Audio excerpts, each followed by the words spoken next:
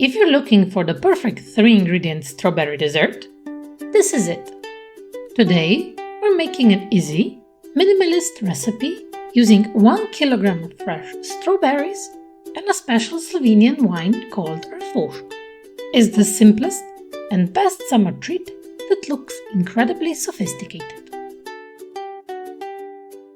Before we dice them, I want to show you 3 strawberry techniques to remove the stems. The fastest way is the classic top off. It's a great time-saving kitchen tip, but you do sacrifice a bit more of the fruit. To save as much as possible, use a small paring knife. Make a small incision right below the leaves and with a circular motion cut around the stem. This keeps the strawberry whole and beautiful for plating. The third option is also very popular and it's a viral kitchen hack. Use the drinking straw. Just push it through the bottom and the stem pops right off, or at least most of it.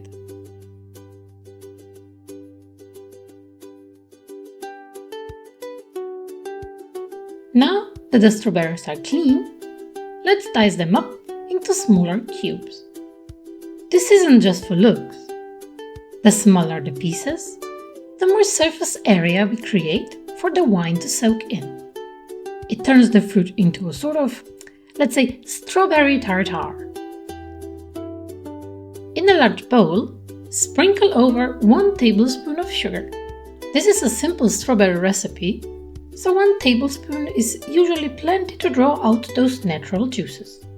After, pour in 60 milliliters of Refošk wine. This is a traditional Slovenian red wine, known for its deep, ruby color and high acidity, which will complement the strawberries nicely. If you don't have this specific wine, you can use a dry red wine with high acidity or even 20 milliliters of lemon juice for a non-alcoholic version. Mix everything and leave it for at least 30 minutes in the fridge, or even better yet, overnight.